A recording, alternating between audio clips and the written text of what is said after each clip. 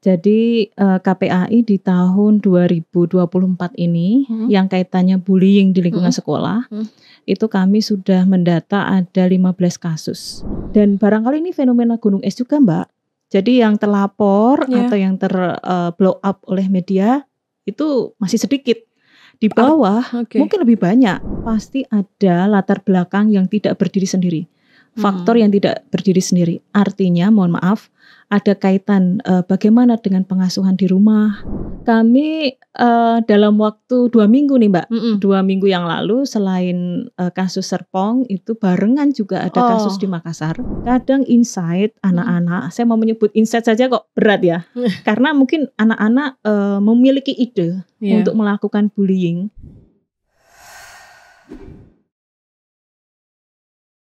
Dia Puspitarini, Komisioner KPAI. Terima kasih Mbak Dia sudah hadir di podcast Junto Merdeka. Terima kasih Mbak Lia. Mbak Dia, sengaja aku ngundang Mbak Dia ke sini itu bukan tanpa sebab. Karena seperti kita tahu mungkin ya 2 minggu terakhir ini cukup banyak terblow up kasus-kasus kekerasan anak di sekolah atau bullying. Betul. Tentu kita sebagai sebagai orang tua, sebagai ibu juga mungkin menganggap ini udah luar biasa sih Mbak. Mungkin dari KPAI sendiri boleh membuka data dulu kali ya Mbak. Sepanjang tahun 2024 ini yang baru hampir berjalan 3 bulan ya Mbak. Sudah berapa banyak Mbak kasus yang sudah diterima, kasus terkait kasus bullying ya Mbak? Oke, terima kasih Mbak Lia. Jadi KPAI di tahun 2024 ini yang kaitannya bullying di lingkungan sekolah, itu kami sudah mendata ada 15 kasus. Di luar perundungan yang lain, ya, bullying yang lain yang melibatkan anak-anak sekolah. Nah, 14 kasus ini baik itu di lembaga pendidikan atau di luar, karena anak-anak masih berstatus sebagai pelajar, atau juga di lingkungan pesantren. Dan ini menjadi kekhawatiran kita bersama karena misalnya di Januari saja Mbak, Januari itu ada 7 kasus. Kemudian di Februari ada 7 kasus. Maret ini sudah ada 1 kasus. Dan semua kasus ini kasus yang besar di mana pelakunya mungkin lebih dari 1. Atau ada yang mohon maaf anak korban sampai meninggal dunia. Nah, ini menjadi keresahan bagi kami, tidak hanya KPAI ya, pasti seluruh bangsa Indonesia, di mana bullying lagi-lagi terjadi. Dan barangkali ini fenomena gunung es juga Mbak. Jadi yang terlapor atau yang blow up oleh media itu masih sedikit. Di bawah mungkin lebih banyak. Dan mungkin juga tidak terlapor, mungkin juga tidak sampai diketahui oleh banyak pihak. Nah, kami khawatir sebenarnya ini fenomena apa, dan ini juga harus menjadi alarm tidak hanya untuk lembaga pendidikan ya, tapi bangsa Indonesia lah Mbak, semua pihak. Mbak, tadi kalau Mbak bilang ini sebagai gunung es, tapi sebenarnya bullying ini kan juga bukan hal yang baru ya Mbak ya. Betul. Maksudnya sudah ada seperti dari zaman dulu lah, dari zaman kita sekolah. Ya 5 dekade itu sudah ada. Sudah ada, tapi mungkin sekarang itu mungkin terblow up itu juga karena pengaruh media gitu ya, media sosial, maksudnya media sosial. Tapi saya ngerasa gini Mbak, kok anak-anak kita ini sekarang kejahatannya ngeri banget gitu ya Mbak. Di luar dari tawuran itu sendiri itu juga udah ngeri, ini bullying juga ngeri Mbak. Kenapa ya Mbak? Oke, jadi gini Mbak, sebenarnya tahun 2023 awal tahun yang lalu itu KPAI sudah menyampaikan kepada masyarakat umum, ini loh kita sudah darurat kekerasan nih, dan itu tidak hanya di satuan pendidikan, tapi juga semua yang berkaitan dengan kekerasan, karena di dalam kekerasan kan ada kekerasan seksual, kekerasan fisik, kemudian bullying masuk di situ juga. Ini sudah tingkatannya berbeda, termasuk jenisnya atau mohon maaf ya, bentuk-bentuknya itu sangat-sangat berbeda dengan yang sebelumnya. Sebagai contoh misalnya, ada yang sampai anak ditali misalnya ya, terus kemudian sampai dipukul tidak hanya sekali tapi berkali-kali dan masih banyak lagi. Nah, ini apa? Kami melakukan analisis Mbak.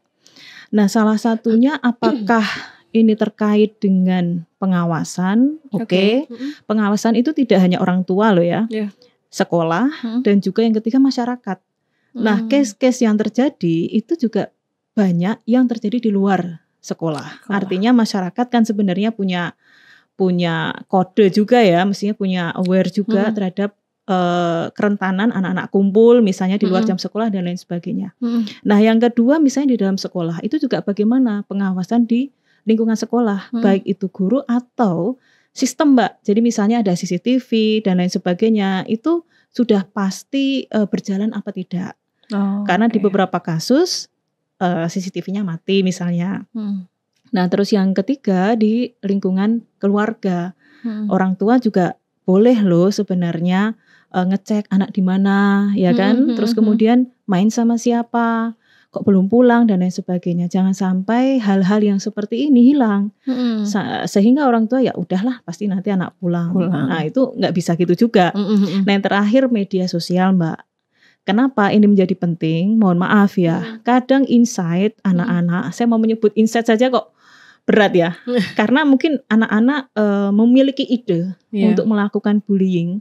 Perilaku bullying yang seperti apa itu juga bisa saja dilihat dari media sosial. Maka kami KPAI sangat berharap ya, terutama Kominfo bisa memfilter nih termasuk yang di media sosial ya, agar tidak menjadi, mohon maaf, menjadi insight bagi yang lain. Gitu. Referensi ya, Mbak. Nah, mau bilang referensi kok berat. Gitu, Mbak. Iya. Karena kadangkala gitu ya, Mbak ya, dalam banyak kasus yang terungkap belakangan juga lucunya mereka tahu mereka melakukan kejahatan tapi direkam. Jadi kayak memang sebatas untuk eksistensi gitu. Betul. Ini mungkin kita melihat anak-anak kita ini kan sudah Gen Z ya, generasi yang dimana mereka butuh existing, mereka butuh pengakuan, mereka juga perlu mendapatkan pujian dan lain sebagainya barangkali, sehingga dengan merekam mereka, oh ini loh sebagai bukti gitu. Kadang juga kenapa sih anak-anak ini kan merekam juga nanti mereka ada efeknya juga sebenarnya, efek hukumnya kan pasti ada juga, tetapi bagi mereka entah mungkin ada ya udah ini untuk kami nih, untuk kelompok kami. Ini untuk dokumentasi dan lain sebagainya. Jadi kalau dilihat alasan mungkin bagi kita tidak masuk akal, tetapi ya itulah namanya anak-anak. Mbak Dia sendiri kalau di KPAI itu menangani apa, Mbak, bidangnya? Ada saya penanggung jawab klaster kekerasan fisik psikis di perlindungan khusus anak. Jadi berarti memang in charge langsung sama anak-anak ini ya, Mbak, ya, anak-anak yang berurusan dengan hukum ini ya, Mbak ya. Ya, yang kasus-kasus kekerasan ya, fisik psikis terutama. Mbak, dalam dalam perjalanan KPAI mendampingi anak-anak yang berurusan dengan hukum ini gitu ya. Sebenarnya apa sih, Mbak, yang melatar belakangi mereka seperti itu? Di luar soal eksistensi tadi, apakah ada background ataukah apa gitu? Apakah sekedar pengaruh teman, hanya ikut-ikutan atau seperti apa? Ini kalau kita melihat dua sisi ya, Mbak, anak korban dan mohon maaf anak berkonflik dengan hukum atau anak pelaku ya. Itu memang pasti ada. Jadi kalau untuk kasus anak itu pasti ada latar belakang yang tidak berdiri sendiri. Faktor yang tidak berdiri sendiri. Artinya mohon maaf, ada kaitan bagaimana dengan pengasuhan di rumah, kemudian pembentukan lingkungan sekitar, pengaruh berinteraksi dengan siapa. Jadi pasti ada faktor-faktor ini yang melatar belakangi. Kemudian yang kedua juga kalau kita melihat apakah ini kaitannya dengan tren, mungkin bisa demikian ya, tetapi bahwa anak-anak ini kebutuhannya berkelompok, kebutuhannya untuk berinteraksi sosial, itu memang salah satu tugas perkembangan anak-anak remaja. Hanya saja mungkin mereka belum bisa memfilter atau justru mereka memilih opsi berkelompok dengan kelompok-kelompok ini gitu. Nah, kan pendampingan itu kan tidak hanya untuk pelaku, tapi tadi juga ada anak korban. Betul. Ya, Mbak. Nah, kalau untuk anak korban ini, apakah mereka itu sebenarnya menjadi korban itu murni karena ketidaksukaan, atau sebenarnya mungkin punya background yang lain juga, akhirnya dia itu pernah mungkin membuli siapa atau pernah apa? Biasanya tuh kasus-kasus kayak gitu ada nggak sih, Mbak? beberapa kasus bullying yang kami tangani pasti ada faktor yang lain juga sih Mbak. Oh, ada faktor X-nya ya? Ya pasti itu. Seringnya sih begitu, walaupun tidak semua, tapi seringnya begitu. Dan karena mungkin Mbak pernah SMP, SMA lah, saya juga pernah. Kenapa kita tidak pernah menjadi korban bullying sampai pengeroyokan? Karena kita bisa memilih kan. Kita bisa memilih mau main dengan siapa, mau berkumpul dengan siapa gitu. Nah anak-anak ini mungkin lebih memilih saya mau ketemu dengan teman-teman inilah, berkumpul dengan teman-teman inilah. Walaupun mungkin ada faktor resiko juga di situ. Nah, tetapi di waktu kejadian mungkin ada sesuatu hal di mana anak tidak bisa mengelak. Karena mungkin cuma sendirian dan lain sebagainya. Begitu. Mbak, kalau yang sedang terdekat ini didampingi kasus apa aja Mbak? Kami dalam waktu 2 minggu nih Mbak. 2 minggu yang lalu selain kasus Serpong itu barengan juga ada kasus di Makassar. Oke. Yang di Makassar santri ya Mbak? Ya santri sampai meninggal dunia. Kemudian di Kediri, di Kediri juga santri meninggal dunia. Di Blitar juga demikian. Terus sebelumnya di Sukabumi Mbak, di Sukabumi itu anak SD ya, bully ya. Kemudian di Batam dan Balikpapan. Banyak banget Mbak. Ya ini keprihatinan 2 pekan ini Mbak. Hanya dalam 2 pekan. Dan itu di beberapa kasusnya meninggal lagi Mbak ya? Iya. Bahkan tadi ada yang SD, aduh ngeri Mbak, anak SD aja udah ngerti ya begitu ya. Iya, ini keprihatinan kita Mbak. Mungkin satu lagi ya faktor pengawasan di sekolah ini saya kira juga itu menjadi penting. Kenapa? Karena anak itu 8 jam dalam satu hari di sekolah.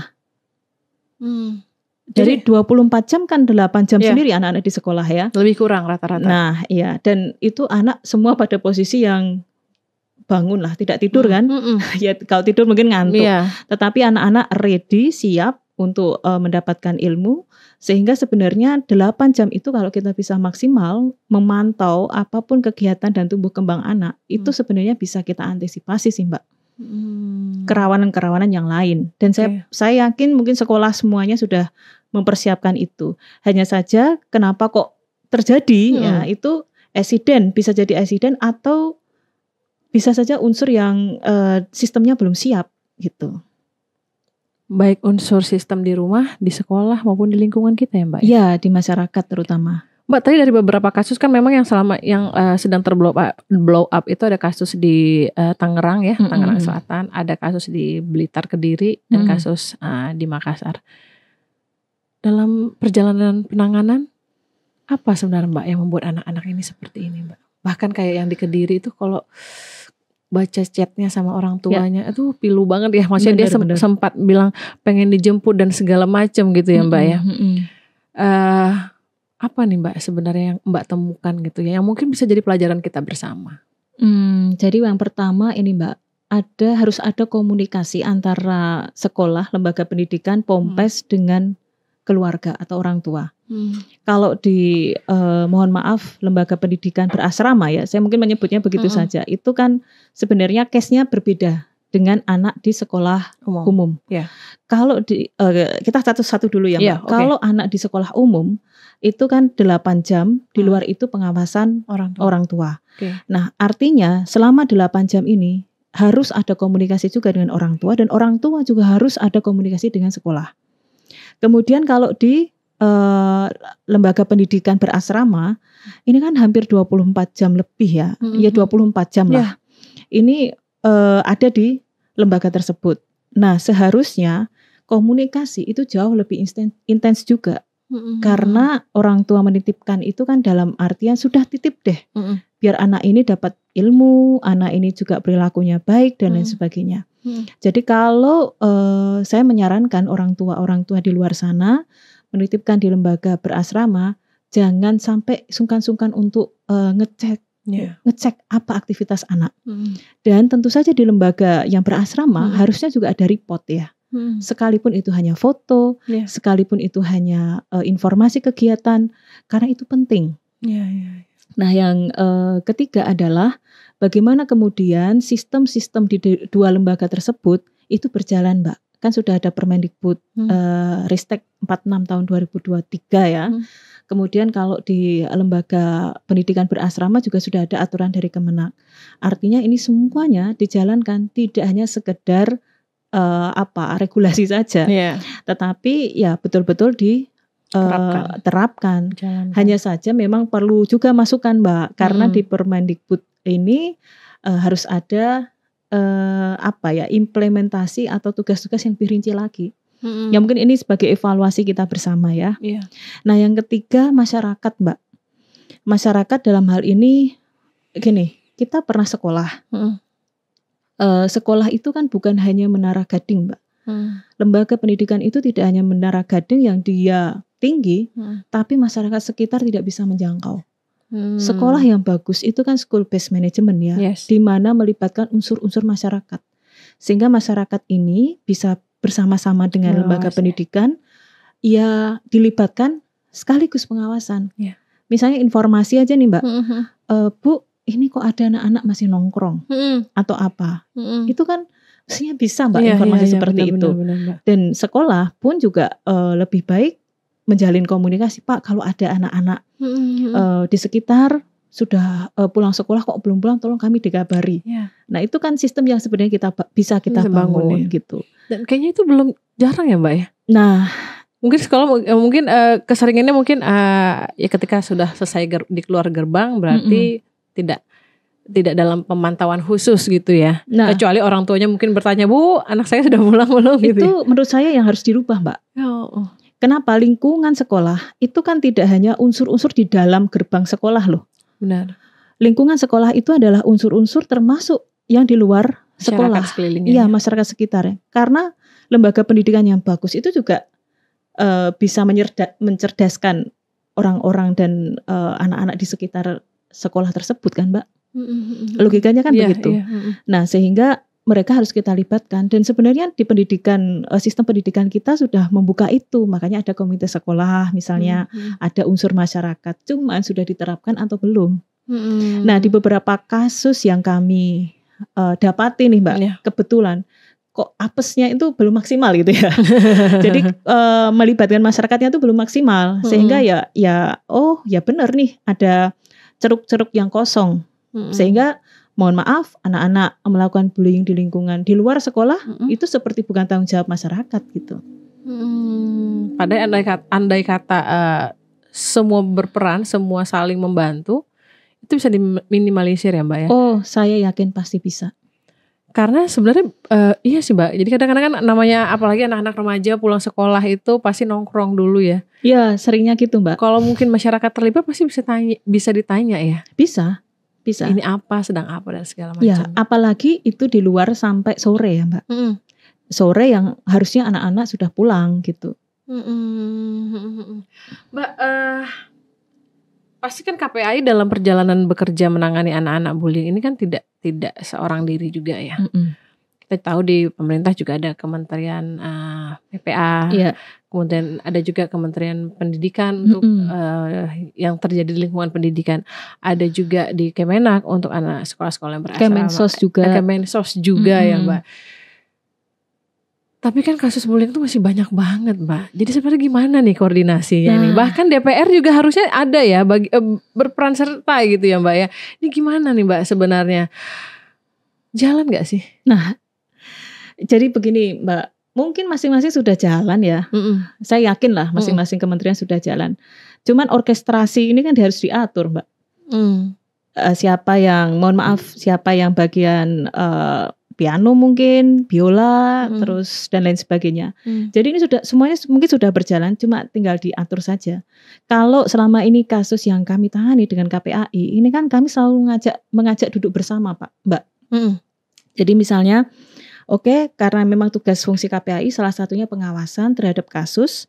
Jadi kami melibatkan semua pihak, duduk bersama. Pekso sudah turun belum? UPT DPPA, DP3, KPPA ya, di bawahnya kan UPT DPPA ya sama DP3. Kemudian Kemendikbud, unsur Kemendikbud, Dinas Pendidikan. Ini kalau kasus di daerah ya, itu sudah berjalan belum? Terus kalau misalnya belum, besok berarti ini harus ditangani nih korban nih. Siapa yang menangani? UPT DPPA. Kalau tidak ada UPT DPPA, DP3. Nah, KPAI bisa melakukan itu, Mbak. Mengorkestrasi itu. Oke, harus mendampingi anak korban dan keluarga. Kemudian Peksos harus melihat juga nih keluarga, bagaimana keluarga anak korban.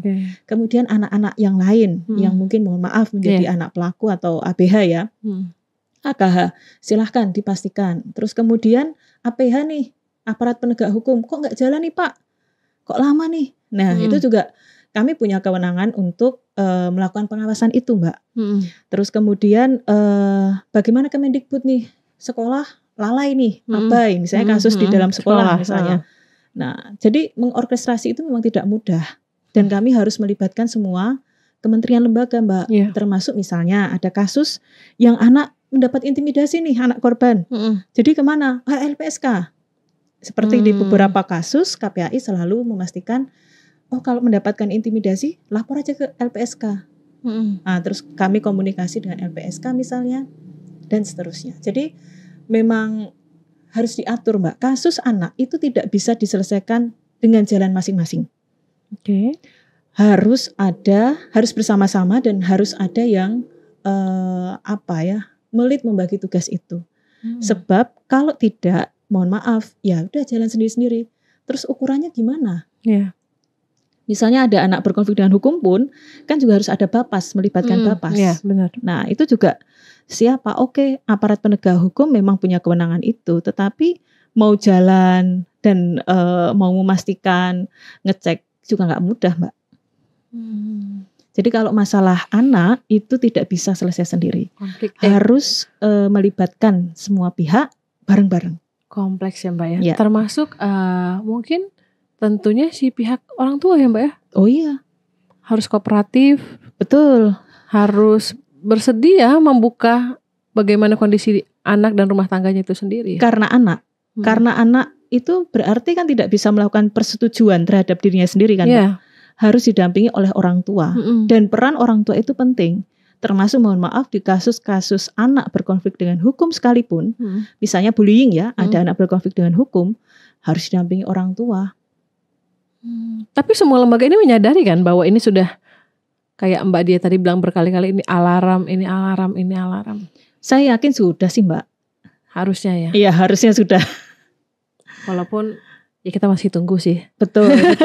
Ini karena mencuat akhir-akhir ini, semoga ini juga menjadi evaluasi ya bagi setiap kementerian lembaga untuk bersiap nih atau mengantisipasi jangan sampai ada hal yang sama. Saya sih berharap begitu Mbak. Jangan sampai ada kasus lagi deh. Pengennya kan begitu. Tapi kalaupun ini sudah kita sudah mengambil peran masing-masing mengevaluasi, misalkan ada kasus lagi, udah nggak tunggu menunggu lagi Mbak. Siapa yang paling duluan? Ya, tetapi ingat semua harus berkoordinasi. Benar. Mbak, dalam banyak kasus kekerasan atau perundungan, bullying lah ya namanya yang melibatkan anak itu kan memang cenderung semua sangat berhati-hati.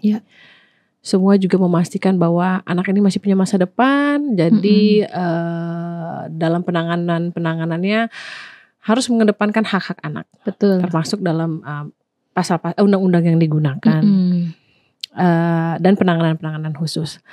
Apakah kemudian ini pula yang membuat merasa oh ya mungkin karena pakai ada aturan anak gitu, jadi kan ada specialty gitu kan, jadi mungkin gampang nanti kalau anak paling cuman begini gitu ya, atau bisa lah nanti diurus dengan begini.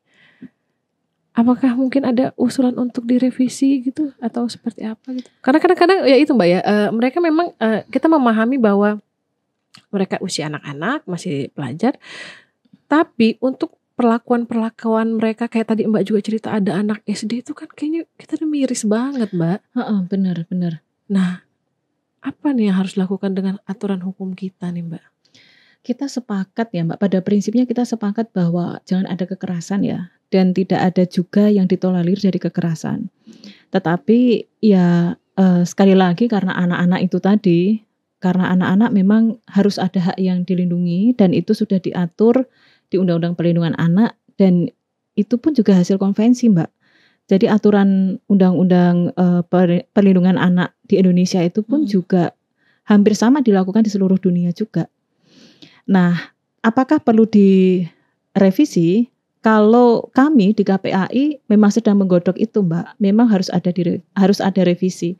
Yang terpenting itu kan bukan anak harus dihukum, ya, tapi bagaimana anak itu bisa jera. Benar. Bagaimana anak tahu bahwa yang dilakukan itu salah. Bagaimana anak itu tidak melakukan di kemudian hari. Betul, Mbak. Nah, maka mungkin modelnya saja ya yang harus dirubah, dan sedihnya di DPR RI ini memang sudah masuk prolegnas, Mbak. Tahun yang lalu masuk nomor 74. Sangat jauh sekali. Kami sih berharap nih adanya podcast ini, semoga ini menjadi keresahan kita bersama. Benar. Jadi memang harus ada revisi. Itu satu di Undang-Undang Perlindungan Anak ya. Yang kedua di Undang-Undang Sistem Peradilan Pidana Anak. Itu kan sudah berumur 12 tahun, Mbak. Jadi memang apakah harus dirubah? Ya saya kira revisi sudah harus banyak, Mbak. Dari undang-undang yang 12 tahun lamanya, kondisi anak zaman saat itu dengan sekarang kan sudah jauh berbeda. Benar. Maka memang harus ada yang dirubah, dan KPAI juga sudah menginisiasi untuk merevisi itu. Kajian sudah kami lakukan berkali-kali, Mbak. Baik Undang-Undang Perlindungan Anak atau revisi Undang-Undang Perlindungan Anak ataupun revisi Sistem Peradilan, Undang-Undang Sistem Peradilan Pidana Anak. Tetapi kalau cuma kami sendiri bagaimana? Nah, saya berharap ini menjadi bola salju ya, semua pihak agar iya nih perlu ada revisi nih, dan perlu ada penyesuaian undang-undang karena kondisi anak dengan dulu dengan sekarang sangat berbeda. Benar-benar, Mbak. Karena apalagi berkaitan dengan aturan itu memang harus terus disesuaikan dengan kondisi zamannya ya, Mbak. Betul. Karena zaman juga sudah terus berubah. Jadi kalau misalnya aturan tidak menyesuaikan ya akhirnya gitu ya, Mbak. Ada kayak rasa mungkin satu sisi dari pihak korban kok cuma diginiin sementara anak saya dampaknya seperti ini. Ya. Itu yang harus juga perlu ditekankan, Mbak. Kenapa perubahan itu menjadi sangat penting gitu ya, Mbak? Ya, apalagi untuk korban bullying, kekerasan fisik itu kan sebenarnya sejatinya mereka tidak hanya mendapatkan luka fisik ya, tapi trauma yang akan dibawa sampai seumur hidup, kemudian stigma dan lain sebagainya, sehingga itu memang perlu diperhatikan gitu. Dan yang mengerikannya juga, Mbak, bukan tidak mungkin dia kemudian mengulang lagi. Kalau dulu dia sebagai korban, dia akan jadi pelaku. Ya, khawatirnya seperti itu, Mbak. Mbak, boleh cerita nggak sih dari kasus yang belakangan ditanganin itu, faktor-faktor kesulitan apa sih yang membuat biasanya dalam banyak kasus-kasus perundungan atau bullying ini sulit gitu terungkap? Wah, ini menarik pertanyaannya ya. Yang jelas kalau tidak ada karena gini, Mbak, kadang-kadang sorry nih saya rame tiba-tiba udah hilang begitu aja. Jadi kalau kami nih, Mbak, di KPAI kan memang semua kasus tidak hanya KPAI ya, kan ada KPAD juga di daerah, tapi hanya beberapa daerah. Itu yang kami pastikan satu, proses awal, yang kedua adalah proses selama masa penegakan hukum ini berjalan. Satu, kalau proses awal itu adalah bagaimana mengungkap. Mengungkap itu susah, Mbak, sulit. Misalnya sudah mengajukan LP, ditolak, atau LP tidak diterima, atau tidak ditindaklanjuti, itu sudah masalah. Dua, selama LP. Emang banyak, Pak, yang nggak ditindaklanjuti? Iya, ada. Ya, tapi saya yakin lah sekarang sudah berubah. Kemudian yang kedua, proses nih, sampai bagaimana kemudian penyelidikan masuk dalam tahap penyidikan. Itu nggak mudah, Mbak. Sementara di Undang-Undang Perlindungan Anak, di pasal 59A, itu kan perlindungan khusus anak, baik anak korban fisik, ataupun anak berkonflik dengan hukum, itu kan harus diselesaikan dengan tuntas. Dengan cepat. Cepat itu artinya misalnya kita jalan nih, Mbak. Kita jalan, cepet dong. Itu kan kalau nggak kita jalannya cepet ya lari kan.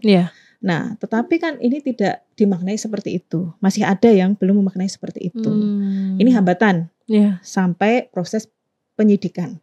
Di proses penyidikan sampai penetapan pun juga nggak mudah juga, Mbak. Ya mungkin ada banyak proses lah, mungkin termasuk data dan lain sebagainya yang harus dikumpulkan, karena kalau kasus anak kan harus hati-hati betul. Ya baik barang bukti dan lain sebagainya itu harus betul-betul cermat. Nah kemudian misalnya udah penetapan nih, selama proses hukum itu pun juga nggak mudah Mbak. Artinya semua pihak harus terlibat, kita juga harus memastikan proses hukumnya ini berjalan.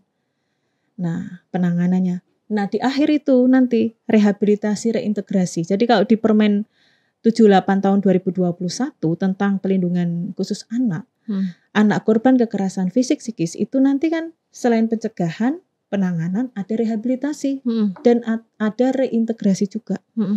Nah itu prosesnya juga nggak mudah. Ini untuk anak korban, belum anak berkonflik dengan hukum. Kalau misalnya anak berkonflik dengan hukum, selain rehabilitasi harus direhab juga Mbak. Harus direhab anak nih. Nah selain mungkin ada efek jera ya, tapi tetap harus direhab agar dia tahu bahwa yang dilakukan itu salah. Dan merubah perilaku kan tidak mudah Mbak. Itu harus proses juga.